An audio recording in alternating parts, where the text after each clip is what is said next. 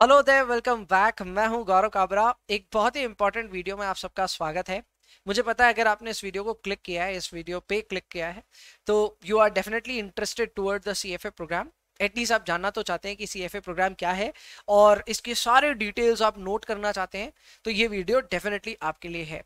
इस वीडियो के शुरुआत से लेके इस वीडियो के एंड तक सारी चीजों को मैं कवर करने वाला हूं। I will cover every aspect, कहाँ कौन सी बात अच्छी है, कौन सी बात बुरी है, सबको कवर करूंगा। एक बार ट्रांसपेरेंट मैनर में इस कोर्स के डिटेल्स आपके सामने रखूंगा, तो पूरे वीडियो को शुरुआत से लेके एंड तक देखिएगा।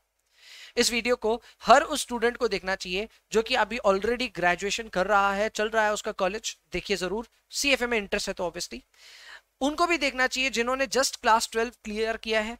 बहुत जन पूछ रहे हैं मेरे से कि सर सीएफए कैसे क्या करना है, आपके लिए भी है। तीसरा, उनके पेरेंट्स के लिए भी है। उन पेरेंट्स के लिए इसलिए खास करके है क्योंकि आपके बच्चे अभी बहुत ज्यादा जोर डाल रहे होंगे कि हमें सीएफए करना है, तो मैं एग्जैक्ट गाइडेंस दूंगा कि कब से शुरू कर सकते हैं, कब फिनिश कर सकते हैं। उन सारी चीजों को डिस्कस करूंगा, तो आप और आपके बच्चे ज्यादा बेहतर तैयारी कर पाएंगे अपने एग्जाम्स के लिए। शुरुआत करते हैं इस वीडियो की। सबसे पहले एक ब्रीफ इंट्रोडक्शन मेरा। मैं हूं Gaurav Kabra. I am a chartered accountant, level 3 CFA level 3 cleared भी है, एंड इसके साथ में मैं टीचिंग में हूं since year 2015। I am a full time educator. CA, CMA और सीएफए के कोर्सेज को मैं पढ़ाता हूं।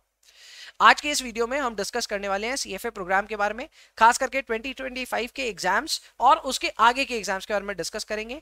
एट द सेम टाइम उन सारे स्टूडेंट्स को गाइड करेंगे जिनको शायद सीएफए करने की इच्छा जग रही है, तो आपके लिए कितना फायदेमंद है, आइए इसको डिस्कस करते हैं। सबसे पहला डिस्कशन जो आता है वो ये आता है कि भाई सीएफए करना ही क्यों है, why is there a need to do CFA. आज की डेट पे इंडिया में 35,000 बच्चे यानी 35,000 स्टूडेंट्स सीएफए दे रहे हैं, and the number goes even higher for global numbers. मतलब ग्लोबली अगर हम देखें तो ये और ज्यादा बेटर नंबर है, बट इंडिया में लगातार ये मार्केट अच्छे से ग्रो करा है। एंड अगर 35,000 बच्चे सीएफए का एग्जाम दे रहे हैं, लेवल 1 का मैं बात कर रहा हूं, तो ये अच्छा खासा नंबर है। क्यों इतने सारे स्टूडेंट्स सीएफए का एग्जाम दे रहे हैं? इसका पहला रीजन है कोर्स का डिजाइन। मतलब कई लोग बोलेंगे शायद जॉब ज्यादा होंगे या फिर अपॉर्चुनिटी ज्यादा होंगी, मैं कहूंगा वो सब छोड़िए। कोर्स की ब्यूटिफिकेशन देखिए कितनी सॉलिड तरीके से की हुई है।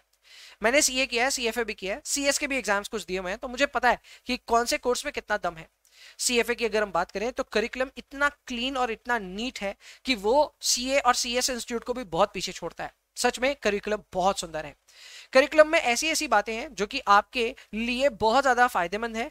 अगर आप आगे जाकर के जॉब करते हो, बिजनेस करते हो, या फिर मैं खुद का पर्सनल पैसा भी मैनेज करते हो, तो हर जगह आपको पढ़ी हुई चीजें अप्लाई करने को मिल जाएंगी। सो क्लियरली ऐसा कोई डिस्कनेक्ट कभी फील नहीं होगा कि जो हमने पढ़ा है वो रियल वर्ल्ड में होता ही नहीं है, कभी नहीं होगा। करिकुलम बहुत सॉलिड है। नंबर 2, इंस्टीट्यूट भी बहुत प्रोफेशनली अपने एग्जाम को कंडक्ट करता है। एंड आप प्रोफेशनलिज्म की अगर हाइट देखना चाहते हैं तो ये सोचिए, ये पूरे वर्ल्ड में इकट्ठे एग्जाम करवाते हैं और साल में लेवल 1 ही 4 बार होता है, तो आप सोचिए कितना ज्यादा प्लानिंग जाता है। और सीएफए इंस्टीट्यूट का कभी नाम खराब नहीं हुआ कि इन्होंने एग्जाम अच्छे से नहीं करवाया। सो इसके लिए भी आपको सीएफए इंस्टीट्यूट की जो प्रोफेशनल एटीट्यूड है उसको भी आपको समझ करके चलना होगा कि ये एक छोटा मोटा इंस्टीट्यूट नहीं है, और इसी इंस्टीट्यूट का आगे जाकर के मेंबर बन पाना अपने आप में काफी प्रेस्टिजियस बात है। वैसे सीएफए प्रोग्राम के बारे में अगर हम बात करें तो इसे हम कहते हैं गोल्ड स्टैंडर्ड। इसका मतलब ये हाईएस्ट डेजिग्नेशन है, या फिर कह सकते हैं हाईएस्ट आपके लिए डिस्टिंक्शन है, जो कि इन्वेस्टमेंट मैनेजमेंट से रिलेटेड प्रोफेशन के लिए बन सकती है। अगर आप सीएफए करते हैं तो आप सीएफए के थ्रू इन्वेस्टमेंट एनालिसिस की दुनिया के बारे में बहुत कुछ जानेंगे, कई सारे स्किल्स एक्वायर करेंगे, रियल वर्ल्ड स्किल्स भी एक्वायर करेंगे। एट द सेम टाइम आप यहाँ पे बहुत ज्यादा अच्छे से कॉन्सेप्ट्स भी एक्वायर करेंगे, जो कि आपके लिए काफी सारी अपॉर्चुनिटीज ओपन करते हैं। बात करें अगर आगे करियर अपॉर्चुनिटीज की, तो जो भी आगे जाकर के क्रेडिट ट्रेडिंग कंपनीज में, या फिर मैं ब्रोकरेजेस के लिए, या फिर एसेट मैनेजमेंट कंपनी के लिए, म्यूचुअल फंड्स के लिए, प्राइवेट इक्विटी पीएमएस यानी पोर्टफोलियो मैनेजमेंट सर्विसेज के लिए, हेज फंड्स के लिए, या फिर इन्वेस्टमेंट बैंकिंग या कंसल्टेंसी के जॉब में जाना चाहते हैं, ये सारी जगहों पे आपको सीएफए ले जा सकता है। ये आमतौर पे सारी की सारी प्रोफाइल्स वो हैं जहां पे एमबीए प्रोफेशनल्स पहुंचते हैं या फिर एमबीए पास आउट स्टूडेंट्स पहुंचते हैं। तो आप एक तरह से खुद को डायरेक्ट कंपेरेबल पाइए विथ एमबीएस। आमतौर पे सीएफए को सीए के साथ में भी बहुत कंपेयर किया जाता है। ये कहा जाता है कि सर हम सीए नहीं करेंगे, हम सीएफए करेंगे। आजकल बच्चे ज्यादातर ये बोल रहे हैं। तो भाई इन दोनों कोर्स की आपस में कंपैरिजन होनी भी चाहिए, क्योंकि दोनों बहुत ही ज्यादा प्रेस्टिजियस कोर्सेज हैं, और आपको इनको क्लियर करने के बाद जो लेवल ऑफ कॉन्फिडेंस अक्वायर करते हो आप, वो बहुत ही अमेजिंग है। सीए का स्टूडेंट जो आमतौर पे होता है वो फाइनेंशियली बहुत ज्यादा चीजें नहीं पढ़ता, बट उसके बाकी सारे स्ट्रीम्स में पढ़ाई बहुत अच्छी होती है, तो वो अकाउंट्स, ऑडिट, टैक्स सबके बारे में अच्छे से जानता है, उतना ही फाइनेंस के बारे में जानता है। सो डेफिनेटली सीए का, क्योंकि बहुत अच्छा उसका एक नॉलेज सोर्स है या फिर नॉलेज रिसोर्स उसके पास बहुत ज्यादा अच्छा है, तो उसकी काफी इज्जत है और वो लगभग इन सारे प्रोफाइल्स में फिट हो जाता है। यस, सीए भी इन सारे प्रोफाइल में फिट हो जाता है, बट सीएफए आपको वहां ले जाता है बहुत ही कम मेहनत में, क्योंकि सीए के मुकाबले सीएफए में काफी कम मेहनत है, और आप उन सारी जगहों पे पहुंच सकते हो जहां एक सीए पहुंचता है। अब आप कहेंगे दोनों साथ में कर लेता हूं, तब तो भाई आपके लिए गोल्डन अपॉर्चुनिटीज क्रिएट होते ही जाएंगी। आप सीए प्लस सीएफए करेंगे तो आपका एंट्री लेवल जॉब से लेकर के आपके रेगुलर स्विचेस में आपको काफी ज्यादा बेनिफिट होगा। अगर आप चाहते हैं कि मैं सीए और सीएफए साथ में मिल करके एक वीडियो बनाऊं जिसमें मैं डिस्कस करूं किस तरह सीए और सीएफए को साथ में करना चाहिए, तो उसके लिए कमेंट में डाल देना, मैं जरूर उस पर वीडियो बनाऊंगा। फिलहाल आगे बढ़ते हैं। काफी सारे करियर अपॉर्चुनिटीज है इंडिया में। जॉब्स है क्या? हाँ है सर। एंट्री लेवल जॉब्स मैं कहूंगा 5 लाख से लेकर 10 लाख के बीच में जॉब्स एंट्री लेवल के होते हैं, और अगर आप 2 साल का अपना जॉब एक्सपीरियंस और हासिल कर लें तो आपके वर्क एक्सपीरियंस के दम पे ही आपकी सैलरी 50% से 100% और बढ़ सकती है। सो कहना गलत नहीं होगा कि there is a great chance कि 2 साल काम करने के बाद में आप लगभग 15 से 20 लाख के ब्रैकेट पे भी पहुंच जाओगे, having done only CFA as well. अगर आप इसमें सीए जोड़ते हो तो this can be even higher, लेकिन ये हर किसी के लिए नहीं होगा, कुछ लोगों के लिए होगा। एवरेज में आप फिर भी एक अच्छे डिसेंट पैकेज पे पहुंचोगे आपने अगर सीएफए किया होगा तो। आगे बढ़ते हैं, एलिजिबिलिटी क्राइटेरिया की बात करते हैं कि कौन कौन इस एग्जाम को दे सकता है। तो देखो, नंबर 1 जो इस एग्जाम को दे सकते हैं वो तो है ग्रेजुएट्स। अगर आपने बीकॉम, बीबीए या फिर बीटेक कुछ भी किया हुआ है, कंप्लीटेड है, बस आप अभी भी स्टार्ट कर सकते हो अपने एग्जाम को, इमीडिएटली प्रिपरेशन शुरू कर सकते हैं। बट अगर आप अंडर ग्रेजुएट हैं तो आपको कुछ बातों का ख्याल रखना, उन बातों पर गौर कीजिएगा।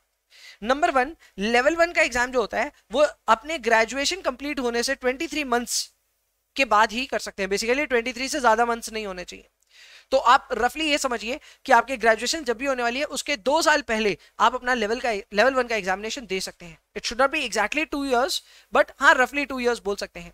तो अगर मेरा ग्रेजुएशन कंप्लीट होने वाला है जून 2026 में, तो मैं अभी एलिजिबल हो गया हूं ऑलरेडी। आप ऐसे समझिए, अगर मेरा जून 26 में ग्रेजुएशन होने को है तो मैं ऑलरेडी अभी एलिजिबल हो चुका हूं फॉर लेवल 1 एग्जामिनेशन।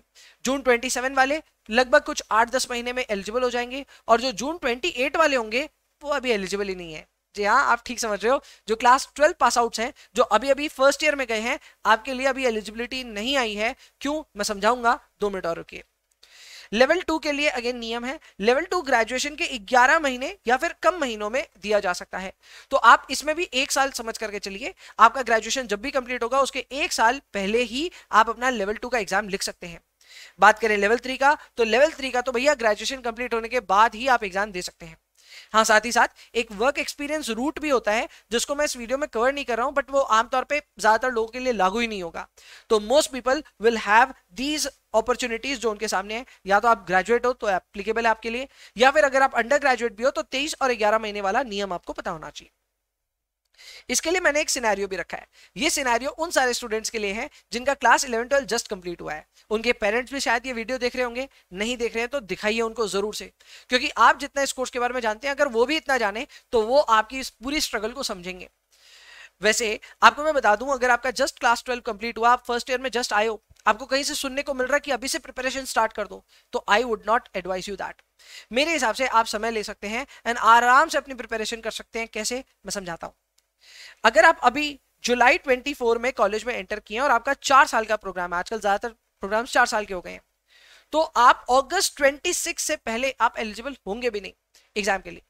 अगस्त 26 पहला वो टर्म होगा जब आप अपना एग्जाम लिख सकते हैं। तो अगर हम अगस्त 26 यहां से बात करें तो यहां से तो काफी समय है, 2 साल से ज्यादा समय है। तो अभी से लेवल 1 प्रिपेयर करना, उसके लिए पढ़ना, कहां से कौन सा ऑब्जेक्टिव है ये, मतलब मुझे तो नहीं समझ में आती ये बात, बट फिर भी कई लोग बहुत ज्यादा एक्साइटेड हैं, बोल रहे हैं नहीं हम अभी से पढ़ेंगे। नहीं, आपके लिए एप्लीकेबल नहीं है। फॉर दोज वो आर थिंकिंग कि नहीं भाई हम तो अपना एग्जामिनेशन जो है वो देंगे अगस्त 26 में ही और अभी से पढ़ेंगे, तो मैं कह दूं आपको 6 से 9 महीने चाहिए। तो मैं ये भी नहीं बोल रहा अगस्त 26 में पढ़ाई शुरू कीजिए, बट पढ़ाई शुरू करनी है तो 25 के एंड पे या 26 के बिगिनिंग में शुरू करने से हो जाएगा। इसके अलावा कई लोग बोलेंगे हमारा 4 साल का प्रोग्राम ही नहीं है, हमारा तो प्रोग्राम 3 साल का ही है। अगर आपका प्रोग्राम 3 साल का है तो ये अगस्त 26 की जगह अगस्त 25 में आप अपना एग्जाम दे पाओगे। अगस्त 25 में अगर आपको एग्जाम देना है तो अब आप प्रिपरेशन थोड़ी बहुत करके शुरुआत कर सकते हो, मैं मना नहीं करूंगा, बट अभी भी बहुत ज्यादा समय है। आप चाहें तो दिसंबर तक जाते जाते भी अपनी तैयारी शुरू कर सकते हैं। सो ये आपके लिए एक पूरा सिनेरियो मैंने समझाया है। जो क्लास 12 क्लियर करके अभी जस्ट एंटर करे हैं, मैंने आपको समझा दिया कि हड़बड़ मचाने की जरूरत नहीं है, आप अपना समय ले सकते हैं। इससे बेटर एडवाइस दूं, जो लोग जस्ट कॉलेज में गए हैं, अगर आपके कॉलेज में कोई एक्टिविटी होती है, कोई फेस्ट होता है या कोई भी तरह की को करिकुलर एक्टिविटी होती है, मैं कहता हूं अपना समय दीजिए उसमें, ना कि सिर्फ किताबी कीड़े बन के रहिए। आप कुछ एक्स्ट्रा करके दिखाइए। अगर कॉलेज का किसी एनजीओ के साथ में पैक्ट है तो उस एनजीओ के लिए कुछ सर्विंग करिए, कुछ ना कुछ अपनी कम्युनिटी के लिए काम कीजिए, क्योंकि वो सारी चीजें स्कॉलरशिप में आपके काम आ सकती है। यस, अब ये एक और एंगल खुल करके आता है, एंड इसलिए मैं कहता हूं कि किताबों में मत रहिए। मैं जब कहता हूं कि अभी से प्रिपरेशन मत स्टार्ट कीजिए, तो उसका कुछ थॉट है उसके पीछे। तो वो थॉट क्या है वो डिटेल में कभी समझाऊंगा आपको, बट यही समझिए अभी प्लीज एक्टिविटी बढ़ाइए अपनी, अपने आसपास में अगर हो सकता है तो कम्युनिटी के लिए कुछ काम कीजिए, वो आपके लिए स्कॉलरशिप में बहुत हेल्पफुल होने वाला है। कैसे, थोड़ी देर में पता चल जाएगा। हाँ, इन सारे पूरे चक्करबाजी में एक बात ध्यान रखिएगा, आपके पास एक वैलिड पासपोर्ट होना चाहिए। वैलिड पासपोर्ट का मतलब, वैलिड मतलब 6 महीने से ज्यादा उसका एक्सपायरी से समय होना चाहिए from your date of examination. So basically अगर आपका एग्जामिनेशन अगस्त में है तो अगस्त से 6 महीने होते हैं लगभग फरवरी तक आपका एक्सपायरी नहीं होना चाहिए। उसके बाद एक्सपायर होगा तो चलेगा। अगर आपका पासपोर्ट बहुत जल्दी एक्सपायर होने वाला है तो आप उसको रिन्यू करवा लीजिएगा पहले से ही। सर रिन्यूअल कराते हैं, नंबर चेंज हो जाए, ये वो हो जाए, क्या, तो जो भी हो उसके लिए समय रखिएगा अपने दिमाग में। अगर आपका नंबर बदल जाए या कुछ भी रीजन से कोई भी चेंज आ जाए आपके पासपोर्ट में, तो उसके बारे में इंस्टीट्यूट को आपको बताना पड़ेगा, because passport is the only identification tool. तो उस आइडेंटिफिकेशन कार्ड के भरोसे ही आप जाओगे, और अगर आपके पासपोर्ट में कुछ भी चेंज आ जाए तो आपको उसको इंटीमेट करना पड़ेगा टू द सीएफ इंस्टीट्यूट। तो ख्याल रखिएगा इस बात का, पासपोर्ट वैलिड होना चाहिए, 6 महीने कम से कम उसके पास टाइम होना चाहिए एक्सपायरी से पहले। सर वर्क एक्सपीरियंस का भी एक रूट है, हाँ है, पर हम इस वीडियो में उसको कवर नहीं कर रहे हैं। आगे बढ़ते हैं कोर्स स्ट्रक्चर के बारे में। अगर मैं कोर्स स्ट्रक्चर की बात करूं तो कोर्स स्ट्रक्चर में जाहिर सी बात है 3 लेवल्स हैं। उन तीनों में सबसे पहले लेवल 1 देना आपको, फिर लेवल 2 और फिर आता है लेवल 3। कई बच्चे पूछते हैं सर हम सीए कर रहे हैं तो क्या हमारे लिए कोई भी तरह का यहाँ पे एग्जम्पशन है? नहीं है, देयर इज नो एग्जम्पशन, आपको तीनों लेवल देने ही पड़ेंगे। स्टार्टिंग विद लेवल 1, तो लेवल 1 में आपके पास 10 सब्जेक्ट्स हैं। सुनने को ये 10 सब्जेक्ट लग रहा है, एक्चुअल में ये 10 सब्जेक्ट्स नहीं है, आप ऐसे समझिए 10 एरियाज हैं जिन पे आपको काम करना है। वैसे सब मिला के करिकुलम बहुत ज्यादा बड़ा नहीं है। अगर मैं on an average CA inter से इसे कंपेयर करूं तो सीए इंटर का एक group is equivalent to CFA level 1, ठीक है ना, एकदम बेसिक कंपैरिजन है। अब बात करें अगर हम लेवल 1 एग्जाम की, तो ये 2 सेट्स में होता है, 2 सेशंस में होता है। सो 2 सेशन में, दोनों ही सेशन में आपको 90 एमसीक्यूज पूछे जाएंगे। एमसीक्यूज होते हैं मल्टीपल चॉइस क्वेश्चंस, जहां पे 3 ऑप्शंस आपको दिए जाएंगे, आपको सिर्फ उसके हिसाब से ओएमआर शीट फिल करनी है। अब तो ओएमआर भी नहीं होता, अब तो इलेक्ट्रॉनिक एग्जाम होता है, यानी कि कंप्यूटर बेस्ड होता है, तो आपको कंप्यूटर में टिक करते हुए आगे बढ़ना है। सो 90 क्वेश्चन आएंगे, 90 क्वेश्चन का आपको जवाब देना है सेट ए में, और सेट बी में भी 90 क्वेश्चन, सब मिला के 180 क्वेश्चन हो गए। इनको कंप्लीट करने के लिए 135 मिनट्स ईच स्लॉट में आपको मिलेगा। सो 2 सेट मिला करके आपको 135 पहले वाले में, 135 दूसरे वाले में आपको टाइम मिलेगा। अगर आप ओवरऑल कैलकुलेशन करेंगे तो आप पाएंगे लगभग आपके पास में 1.5 मिनट होता है एक क्वेश्चन को अटेम्प्ट करने के लिए, which I think is a reasonable time. अगर आपको आता रहेगा तो आप आराम से इसको कर पाएंगे। कोई भी नेगेटिव मार्किंग नहीं होती, तो एग्जाम में कोई भी क्वेश्चन छोड़ने का तो कोई पॉइंट ही नहीं है। इसके एग्जाम अगर हम लेवल 1 की बात करें तो साल में 4 बार होता है, जो कि है फरवरी, मई, अगस्त एंड नवंबर। एंड इन सारों के बारे में ज्यादा जानकारी आपको मिलेगी, थोड़ा देर रुकिए। इंटरेस्टिंगली इंस्टीट्यूट ने लेवल 1 में इंट्रोड्यूस कर दिया, लेवल 1 क्या लेवल 2 में भी इंट्रोड्यूस कर दिया है प्रैक्टिस स्किल मॉड्यूल को। तो ये बहुत इंटरेस्टिंग चीज है। मैं थोड़ी देर पहले आपको बता रहा था कि आप यहाँ पे सिर्फ किताबी कीड़े नहीं बनते हैं, आप यहाँ पे कुछ स्किल्स भी एक्वायर करते हैं। ये लीजिए, स्किल की बात करता आ गया इंफॉर्मेशन। स्किल्स की बात करें तो लेवल 1 में इंस्टीट्यूट चाहता है कि आप या तो फाइनेंशियल मॉडलिंग के बारे में स्किल एक्वायर करें, या फिर में पाइथन के बारे में एक्वायर करें। इन दोनों ही चीजों के लिए इंस्टीट्यूट ने अपना खुद का करिकुलम डिजाइन कर दिया है। वीडियोस होते हैं जो आपको देखने होते हैं, 15 से 20 घंटे का टोटल टाइम इन्वेस्टमेंट है, और उसका आपको एग्जाम देना जरूरी है और क्लियर करना जरूरी है before you get your result for level 1। तो यस, ऐसा नहीं है लेवल 1 के पहले ही देना है, आप कभी भी दे सकते हैं, खास करके एग्जाम देने के बाद में भी दे सकते हैं, बट रिजल्ट से पहले देना जरूरी है। सर नहीं देंगे तो लेवल 1 का रिजल्ट आएगा ही नहीं।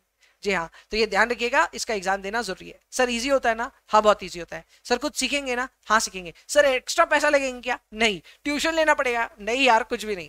आपको ये प्रैक्टिस स्किल मॉड्यूल बड़े आराम से एक्सेस करने को मिल जाएगा फ्रॉम योर प्रोफाइल। आराम से इसको कंप्लीट करें, टेस्ट दे, आसान है, हो जाएगा। अलग से कोई ट्यूशन की दरकार नहीं है।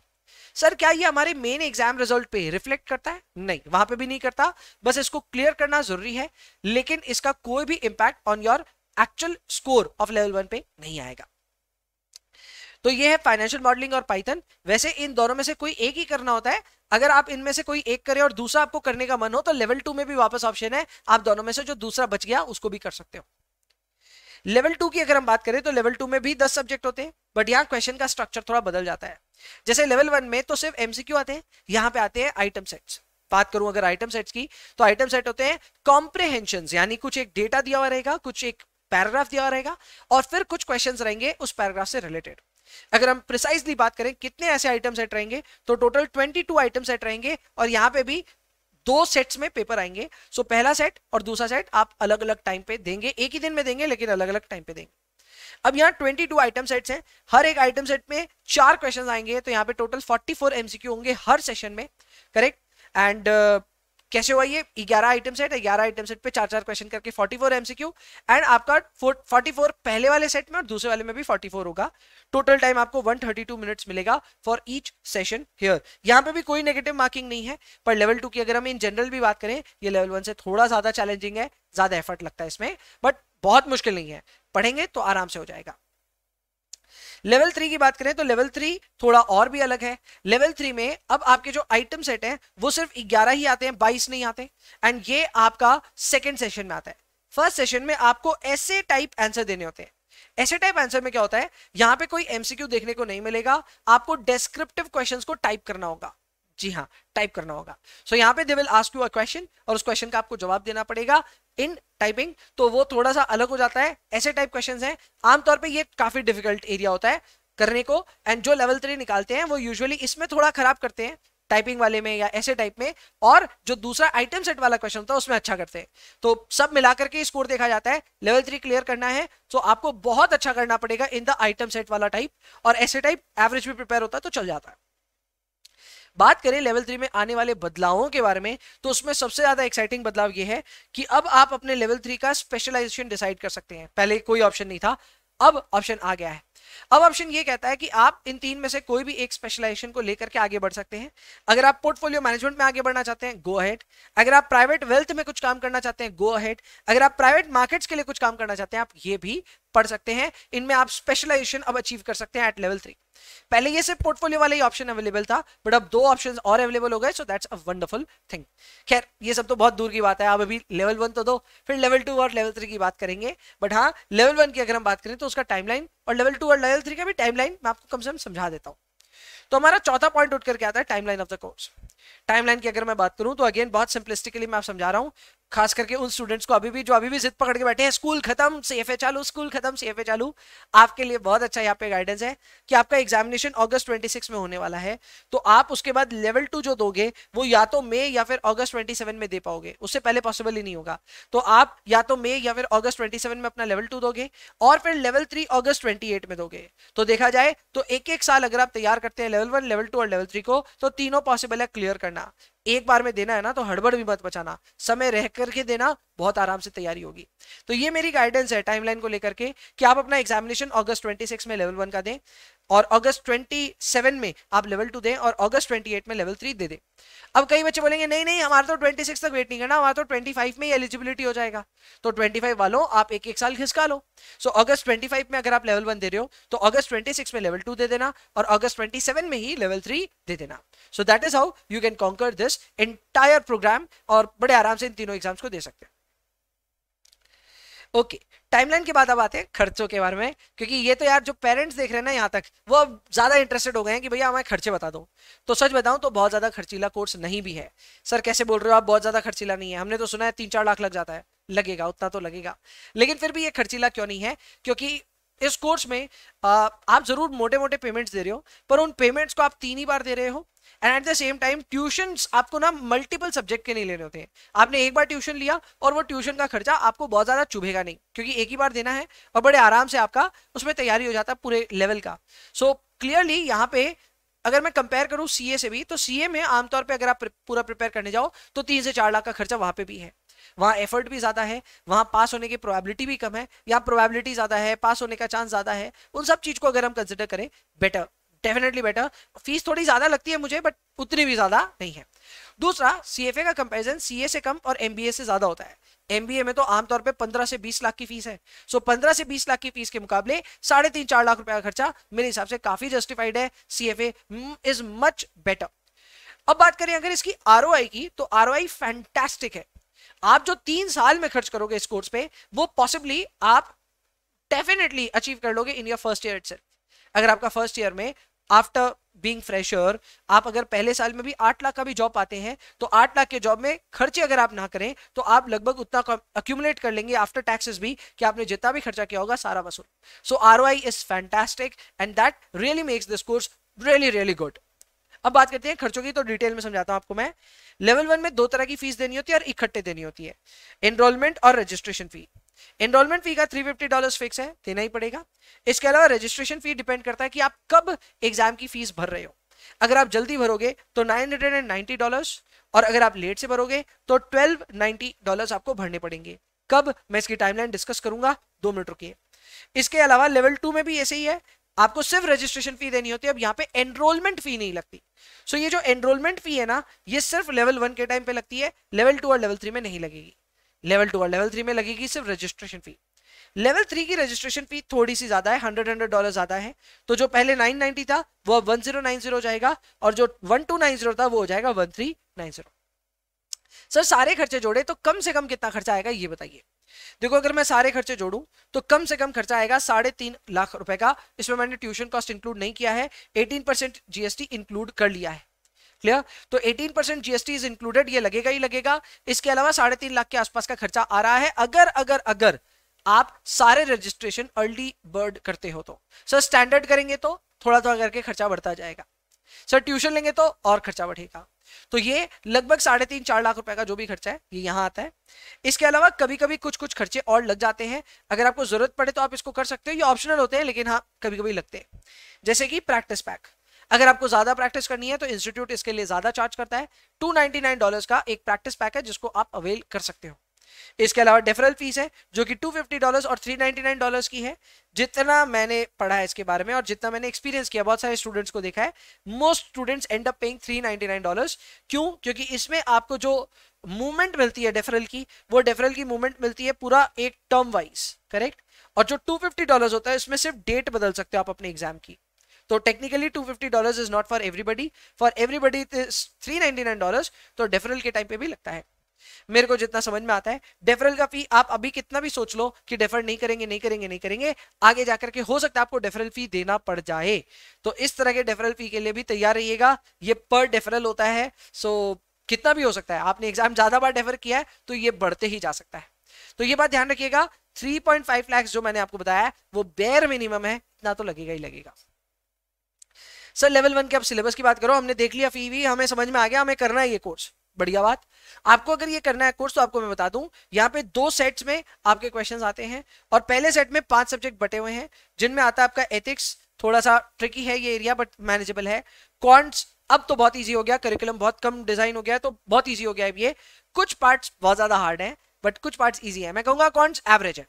इकोनॉमिक्स इजी है। एफएसए जो नॉन कॉमर्स बैकग्राउंड के लिए है से है तो उनके लिए थोड़ा चैलेंजिंग होगा, कॉमर्स वालों के लिए बहुत अच्छा, सीए स्टूडेंट्स के लिए बेस्ट सब्जेक्ट होगा क्योंकि बहुत आसान है ये।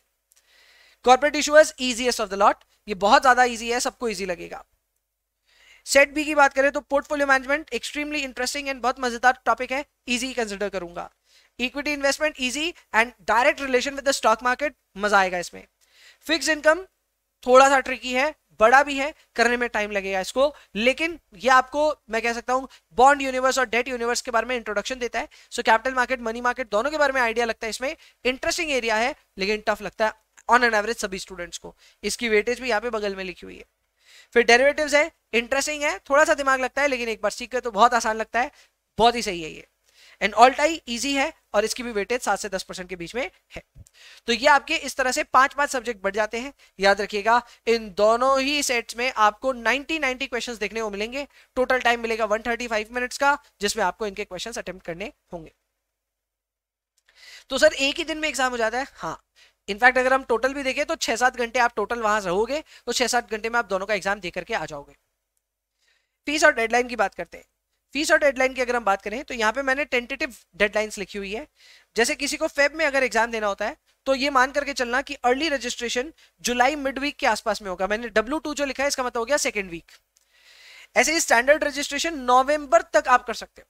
तो फरवरी में जल्दी अगर पैसे देने हैं, यानी अगर आपको $990 देने हैं ना, $990, तो आपको करना पड़ेगा अर्ली रजिस्ट्रेशन, जिसकी डेडलाइंस यहाँ पे लिखी हुई है मैंने। और स्टैंडर्ड वाली है 1390 वाली या 1290 वाली, तो उसके लिए जो रजिस्ट्रेशन टाइम है वो यहाँ पे है। तो ध्यान रखिएगा, फरवरी के लिए जुलाई मेरे हिसाब से एक टेंटेटिव डेट है, मई के लिए अक्टूबर, अगस्त के लिए जनवरी और नवंबर के लिए अप्रैल। कभी भी इन डेडलाइंस को ये मत समझिएगा इस दिन ही करेंगे, इससे कम से कम 2 से 3 हफ्ते पहले अपने रजिस्ट्रेशन को कंप्लीट कीजिए। कल को कुछ भी गड़बड़ हुआ, आपके पास समय होना चाहिए रजिस्ट्रेशन को वापस ठीक करने का। क्लियर? और स्टैंडर्ड रजिस्ट्रेशन का तो ज्यादा टाइम मिलता ही है, तो इसमें भी आप एग्जाम दे सकते हैं। बात करते हैं अबाउट स्कॉलरशिप्स। अब कईयों के ना फीस सुनकर के अभी होश उड़ गए, बोल रहे हैं हम तो अफोर्ड ही नहीं कर सकते। आप अफोर्ड नहीं कर सकते तो आपको बता दूं, CFA इंस्टीट्यूट $1 मिलियन खर्च करती है। कितने मिलियन मतलब अंदाजा ही नहीं कर सकते, बहुत ज्यादा खर्चा करता है ऑन स्कॉलरशिप्स। और ये स्कॉलरशिप्स उसको मिलेगी जिसकी फाइनेंशियल नीड हो, एट द सेम टाइम वो CFA, मैं कह सकता हूं CFA इंस्टीट्यूट की नजर में ना काबिल कैंडिडेट हो। तो CFA को लेकर के कई सारे रूल्स हैं, कई सारी बातें हैं, जिसको मैंने एक डेडिकेटेड वीडियो में किया हुआ है। इस वीडियो के डिस्क्रिप्शन में आपको वो वीडियो मिल जाएगा जिसमें आप स्कॉलरशिप के बारे में डिटेल में जानकारी हासिल कर सकते हो। जरूर से उस वीडियो को देख लेना, वहां पे मैंने एक्सेस स्कॉलरशिप, स्टूडेंट स्कॉलरशिप और प्रोफेसर स्कॉलरशिप के बारे में बात की है। वैसे ज्यादातर तो एक्सेस स्कॉलरशिप ही काम की है, पर ये दोनों स्कॉलरशिप के बारे में थोड़ी थोड़ी डिस्कशन हुई है, तो आप वो वीडियो जरूर से देख लीजिएगा। कई बच्चे जो CFA इंस्टीट्यूट को बात पहले से जानते हैं या फिर इस प्रोग्राम के बारे में पहले से सुन रखे हैं, वो बोलेंगे एक वुमेन भी हुआ करता था। अब वुमेन स्कॉलरशिप नहीं है, इंस्टीट्यूट ने अब स्कॉलरशिप्स बहुत कम कर दी है, और जो भी स्कॉलरशिप्स है वो इतनी ही कैटेगरी में अवेलेबल है। रिसोर्सेज की बात कीजिए सर, पढ़ाई शुरू करेंगे तो क्या क्या जरूरत लगेगी। सबसे पहले किताबों की बात करें तो आपको इंस्टीट्यूट की करिकुलम तो चाहिएगी। इससे पढ़ना नहीं होता है, लेकिन प्रैक्टिस करने के लिए क्वेश्चंस इसमें बहुत होते हैं, तो आपको यहां से करना पड़ेगा। सर अगर इसको नहीं पढ़ेंगे तो क्या पढ़ेंगे? स्क्वाइजर पढ़िएगा। स्क्वाइजर की किताबें बहुत ही इंटरेस्टिंग किताबें हैं, थोड़ी सी टेक्निकल है, कभी कभी लैंग्वेज इसकी टफ हो जाती है, बट ये एक बहुत ही कॉन्डेंस मैनर में पूरे लेवल 1 को आपके सामने रखती है। अगर आप सेल्फ स्टडी करेंगे, स्क्वाइजर की किताब तो जरूर से ऑर्डर कर लीजिएगा। पर सर जो सेल्फ स्टडी नहीं करेंगे, ट्यूशन लेंगे, तो भाई ट्यूशन के नोट्स आपके लिए काफी होंगे। जैसे हमारे ट्यूशंस की अगर हम बात करें तो हम आपको PDF नोट्स देते हैं, जिनको अगर आप प्रिंट कर लेते हैं तो आपको स्क्वाइजर की किताबों की जरूरत शायद ना पड़े। फिर भी अगर आप खरीदना चाहते हैं, इट्स योर कॉल, बट आमतौर पे ट्यूशन के नोट्स अगर आपके पास में है तो स्क्वाइजर को आप अवॉइड भी कर सकते हो। सर क्वेश्चन बैंक्स और मार्क्स की अगर हम बात करें तो यहाँ पे मैं बता दूं आपको, पहला टारगेट तो आपको यही रखना है कि इंस्टीट्यूट का कैंडिडेट रिसोर्स को पहले कंप्लीट कीजिए। अगर आप इंस्टीट्यूट के कैंडिडेट रिसोर्स को ही नहीं किए, दूसरे क्वेश्चन बैंक के पीछे भाग रहे हो, तो कोई फायदा नहीं होगा। आप पहले इंस्टीट्यूट के कैंडिडेट रिसोर्स को कंप्लीट कीजिए। वहां पे भी 1600 क्वेश्चंस हैं, तो वो कम तो नहीं है। उसके बाद में अगर आपको क्वेश्चन बैंक्स चाहिए तो मैं आपको बता दूं, इंस्टीट्यूट तो खुद भी मॉक लेता ही है, तो वो भी आप दे सकते हो। इसके अलावा टेलीग्राम पे भी आपको कई सारे क्वेश्चन बैंक मॉक्स वगैरह मिल जाएंगे। आप अगर हमारे यहाँ एनरोल करते हो तो हम भी आपको मॉक्स देंगे, तो उन सारों को भी आप आराम से अटेम्प्ट कर सकते हैं, and you can do really well in this. तो ये सारे फ्रीली अवेलेबल आपको हो जाएंगे, तो इनके लिए अलग से खर्च करने की जरूरत नहीं होगी। कैलकुलेटर की अगर हम बात करें तो इंस्टीट्यूट कैलकुलेटर 3 तरह के अलाउ करता है, या फिर 2 ही तरह के अलाउ करता है। एक है टेक्सास इंस्ट्रूमेंट्स वाला और एक है HP वाला। इनके सारे वेरिएंट्स मैंने यहाँ लिस्ट किए हैं। सबसे पॉपुलर फर्स्ट वाला ही वेरिएंट है, 100 में से 90 बच्चों के पास यही होता है, या 95 के पास में यही होता है, एंड ये बहुत सही वेरिएंट है। कैलकुलेटर आप Amazon से खरीद सकते हैं, लगभग 3,500 रुपए का आना चाहिए ये। हाँ, कई लोग बोलेंगे इतना दाम सुन करके कि ये कैलकुलेटर नहीं लेते हैं, नॉर्मल रख लेते हैं तो हो जाएगा। नहीं, CFA इंस्टीट्यूट हर एक कैलकुलेटर को अलाउ नहीं करता है। जो कैलकुलेटर्स अलाउड है ये फाइनेंशियल कैलकुलेटर्स होते हैं, एंड फाइनेंशियल कैलकुलेटर्स आमतौर पे एक्सपेंसिव जरूर होते हैं, पर कमाल की सर्विस देते हैं। बहुत अच्छे कैलकुलेटर्स हैं, बिलीव मी। आप इनको यूज करने लगेंगे, आपको इससे प्यार हो जाएगा। वैसे कैलकुलेटर कैसे यूज करना है उसके लिए भी वीडियो चैनल पे है, आप जाकर के सब चेक कर सकते हैं। So I am giving you plenty of reasons to subscribe to this channel basically. ठीक है, आगे बात करते हैं। इसमें बेसिक वाला ले लीजिएगा, प्रोफेशनल की जरूरत नहीं पड़ेगी। लास्ट आते हैं अपने हाउ टू स्टडी। सर अब बता दो पढ़ना कैसे है, पढ़ाई शुरू करेंगे जब भी करेंगे कैसे करना है। तो भाई पढ़ाई शुरू करने के टाइम सबसे पहले समझिएगा, लेवल 1 को ही प्रिपेयर करने में 6 से 9 महीने का समय लगेगा। मैंने आपको गाइडेंस यही दी है कि हर एग्जाम के लिए 1 साल आप हाथ में रखिए, तो वो तो एक बहुत ही कंफर्टेबल टाइम है, पर कम से कम भी समय लेंगे तो 6 से 9 महीने के लिए।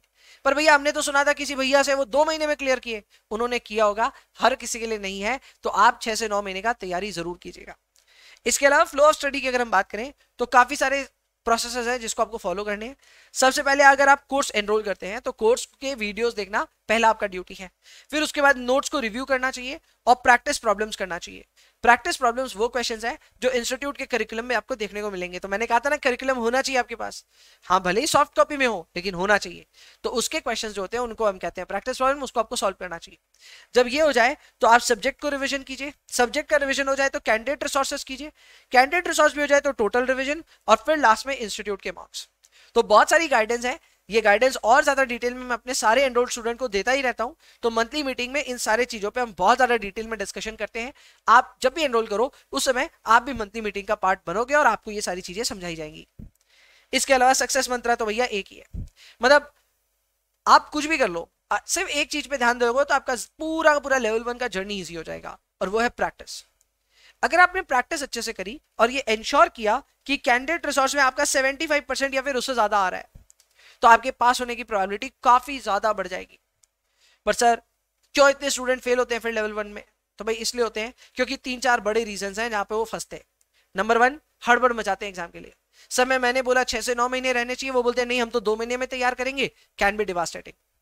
नंबर 2, प्रैक्टिस ज्यादा नहीं करते, बोलते हैं किताब ज्यादा बार पढ़ लो, प्रैक्टिस में क्या रखा है। जो प्रैक्टिस नहीं करते हैं वही खोते हैं एग्जाम में बहुत ज्यादा मार्क्स। एंड थर्ड, जो सबसे बड़ी गलती हो सकती है वो ये है कि जॉब के चक्कर में या फैमिली के चक्कर में एग्जाम को प्रायोरिटाइज ही नहीं करते। जब नहीं करते हैं तो एग्जाम में फेल होने के चांसेस बढ़ जाते हैं। तो इन सारी चीजों को अवॉइड करने का तरीका यही है कि एग्जाम को सीरियसली लें, प्रैक्टिस जम के करें, और कम से कम इंश्योर करें कि 75% या फिर उससे ज्यादा आप अचीव कर रहे हो अपने प्रैक्टिस में। Sir how do you know 75% अच्छा स्कोर है? भाई आप जाकर के मेरे चैनल पे देखो, मैंने हर 3 महीने में रिजल्ट एनालिसिस का एक वीडियो डाला हुआ है जिसमें मैंने डिस्कस किया है कि एग्जाम में कितना हमारा मिनिमम पासिंग स्कोर होता है, और आप कितना अगर स्कोर कर रहे हो अपने घर पे तो आप एग्जाम पास कर लोगे। तो उन सारे एनालिसिस को हम 3-3 महीने में करते रहते हैं। चैनल से सब्सक्राइब रहोगे तो फिर आपको वो सारे वीडियो आगे भी मिलते रहेंगे। इसके अलावा ये पूरा वीडियो यहाँ पे होता है कंप्लीट। मैंने अपनी तरफ से ट्राई किया बहुत ही डिटेल्ड मैनर में सीएफएस से रिलेटेड ज्यादातर इंफॉर्मेशन आपको देने की। टुवर्ड्स द एंड हम लेवल 1 को भी काफी डिटेल में डिस्कस करना शुरू किए। बट इसके अलावा अगर कोई चीज मिस हो गई हो तो प्लीज कमेंट में लिख करके पूछ लीजिएगा। एट द सेम टाइम यहाँ पे मैं अपना व्हाट्सएप नंबर भी छोड़ रहा हूँ। इस व्हाट्सएप नंबर पे भी आप हमारे कोर्स के बारे में इंक्वायर कर सकते हैं। इसके अलावा अगर कोई छोटी मोटी क्वेरी है तो उसको बारे में भी पूछ सकते हैं। At the same time channel को सब्सक्राइब जरूर करिए। इस चैनल पे बहुत अमेजिंग कंटेंट है। यहां तक देख रहे हैं तो चैनल को सब्सक्राइब जरूर करके जाइए, क्योंकि that will give you a leverage over other students, क्योंकि यहाँ पे बहुत इंपॉर्टेंट और अमेजिंग कंटेंट आपके लिए आता रहेगा, और ये चैनल आपको डेफिनेटली सीएफए की जर्नी में बहुत ज्यादा हेल्प करने वाला है। So with that being said, इस वीडियो को यहाँ करते हैं end. I will see you in the next one. तब तक के लिए bye bye, take care, enjoy yourselves please, and please पढ़ाई करते रहिए।